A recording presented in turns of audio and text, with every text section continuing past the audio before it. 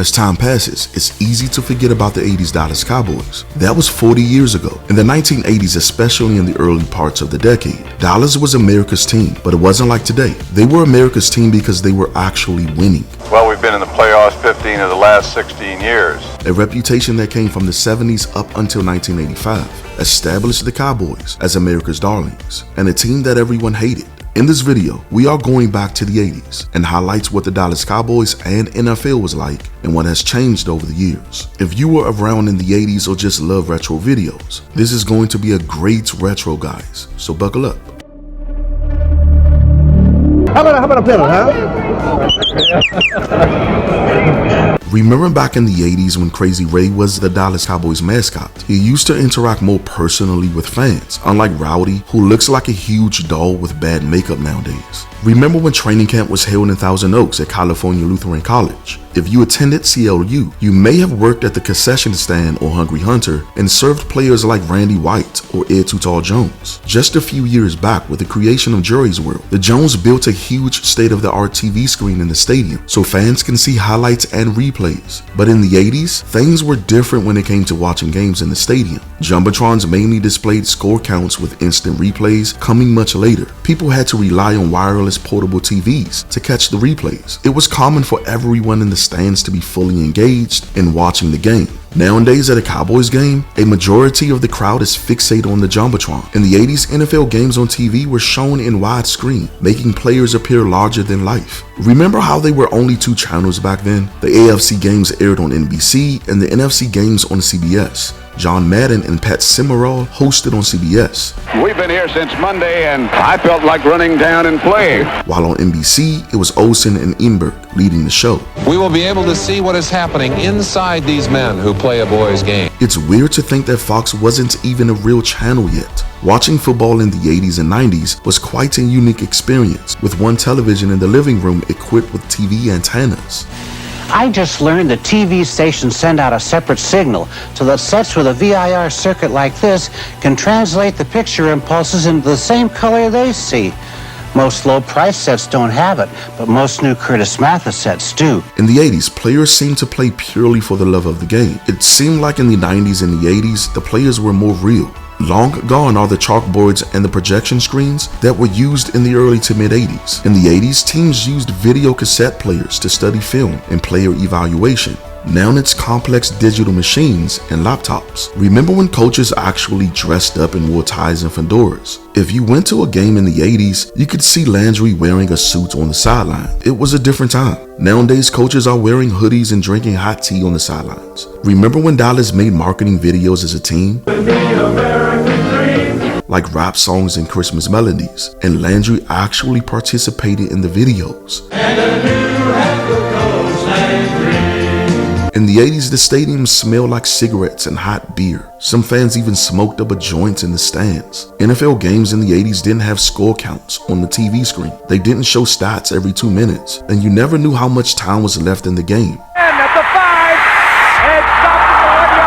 Do you remember when Dorsett electrified the league and dazzled fans all over the country? A lot of times I'm not seeing numbers. I'm not seeing bodies or where they're coming from. What I'm doing is seeing colors. So I'm moving in the opposite direction of colors a lot of times. When I'm going this way and I'm seeing colors, I'm seeing my people on their people, and if something flashes, by the way, it makes me change direction. His season in 1981 was a time to remember. Do you remember when Dallas first signed Herschel Walker in '86? Some fans felt betrayed because of Tony Dorsett, while others were excited to see possibly the best backfield in the league. Well, let's just say it didn't end as planned. Dorsett was traded to Denver and Walker was traded to the Vikings under a new regime. Tony Dorsett officially became a Denver Bronco at 8 a.m.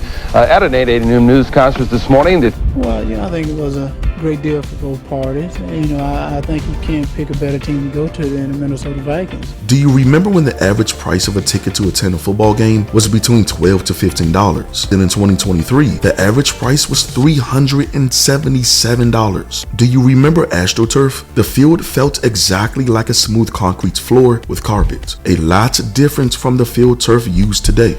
Do you remember sewage problems in football stadiums in the 80s? If you go on YouTube to look back at these bathrooms, they were horrible. Do you remember when players had pads on just about every part of their bodies? I don't know how defensive players ever got hurt. There was a time when Doug Cosby was one of the best tight ends in the league, one of the first athletes at the tight end position for the Cowboys. Cosby comes up man to man and has the whole corner here to work on the linebacker who's right on him. Now watch right down here. Noga has Cosby man to man all the way. That's a mismatch, but it was pretty good coverage by Noga. The 80s was a decade that Randy White dominated in. He was the best defensive lineman of the decade. Where were you when he chased down the Philadelphia Eagles wide receiver? And you said Fitzke ran a 9.6 in high school? Do you remember when Too Tall Jones came back from boxing? Boy, he trained hard all last year for boxing, and this helped him, his reflexes as well as his conditioning. And I think he's got a clearer mind. I think he's got a more intent of being a football player. Or the time he fought the entire Bears team in a preseason game. Do you remember when Bates changed the game? He starts to cover, then he starts to rush, and then Omi knocks the pass down, stays in on special teams, makes tackles, blocks. I'll tell you, the fans here start. He's a cult hero, right? Or Charlie's Angels. And 11-year safety Charlie Waters desperately wanted a championship in their final season, which was made up of Charlie Waters and the rest of the defensive backs. You know, I'm not the star anymore. I'm just out there holding it together. Once it's behind me, it's going to be behind me. Once Waters retired, the backfield was called the Thurman Thieves. Bill Bates, Everson Walls, Dennis Thurman, Dexter Klinkskill, Ron Fellows, and Michael Downs made up the Thurman Thieves. Do you remember the great Everson Walls' historic rookie season? And I think my statistics are proving that, I can be as good as any professional ball player out there. Danny White in the early 80s was one of the best quarterbacks and punters in football. Danny White has a great grasp of offense, very intelligent quarterback. Do you remember Mean Gene Lockhart the Machine? One of the best linebackers ever. Underrated players like Mike Renfro, Doug Dunley, John Dutton, Timmy Newsome, Smerrick, and Anthony Dickerson. Do you remember when Ron Springs was one of the best fullbacks in the league? The 80s was a time of VHS cassette tapes. Your dad would record games on Sundays before leaving for church, only to watch them later that evening. Marty, shh, you'll scare the fish. We're missing the big football game. Relax, my VHS home video recorder is taping it right now. Terrific. But suppose it's over 3 hours. Relax, Panasonic VHS tapes up to 4 hours of sports, movie specials on one cassette. Wow. Sometimes you would record games to just watch later for fun. The 80s was different than it is today. Long gone are the days when you had to write letters on a paper and send it through the mail to contact your favorite player. Charlie and Billy were playing mailbox baseball. You waited weeks for a response, and sometimes even months. Nowadays, you can contact your favorite player just with a push of a button and get a response in a few days if the players are willing. Do you remember seeing some of your favorite players in movies and commercials? Too Tall Jones and Randy White were in scores of commercials. Hey, Fish, get in the boat! Oh, this fish is pretty easy. I've been hearing this other guy talk about his realistic home video football game.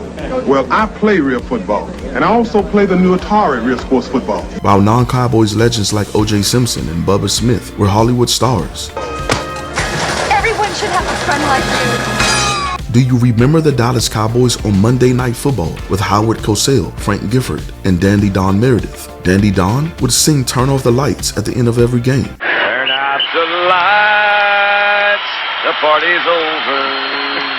They say that all good things must end.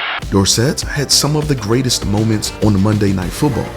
Stays in bounds. Can you believe that? The Cowboys had electrifying moments as a team, like in '86 against Bill Parcells and Lawrence Taylor, when Walker ran the winning touchdown with just 1 minute and 16 seconds remaining, or when Dallas was trailing the Redskins 23-3 by halftime in 1983, but Danny White and Tony Hill came storming back.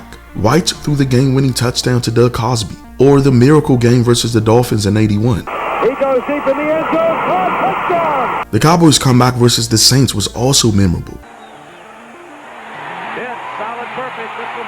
But the most memorable comeback win was against the Falcons. It's a pass to Drew Pearson. Touchdown! Do you remember when Larry Cole scored his 4th touchdown versus the Redskins? Or when Dallas intercepted Theismann 5 times on his birthday? Theismann has a man. And the crowd trolled Theismann by singing Happy Birthday.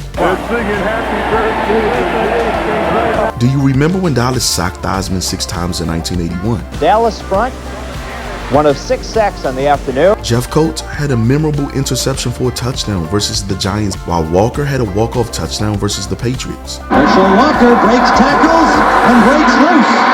The 80s had 2 major strikes that were historical. 1982 was the worst of the 2. Ball League Players Association will strike after tonight's game. The announcement came from Players Executive Committee President Gene Upshaw, who said no games will be played until management deals with the players fairly and with dignity. Do you remember when the retired war hero bravely returned to coach on the sidelines despite receiving life threats during Monday Night Football? And I don't know, I didn't feel that it was something that was really dangerous, but who knows? It wouldn't be right if I didn't address the elephant in the room. In the 80s, the Dallas Cowboys were one of the major great teams of the 70s that fell from grace. Games like the Danny Oh-No game. I don't think he thinks they're going to snap the ball. So he's going, no! The 85 Bears game where Dallas was destroyed. The 3 championships we lost. Throwing in the end zone. And the embarrassing ending of it all. The announcement came on Saturday night. The Dallas Cowboys were being sold for an estimated $140 million. Well, that means the end of the trail for the man who for 3 turbulent decades shaped what came to be called America's team. The 80s was a special decade. Great TV shows, music, sports, movies, and drama. Everything that helps create legendary moments. If you still remember that time, leave a comment. Let me know. Until next time, make sure to like the video and subscribe to the channel. And as always, thanks for watching.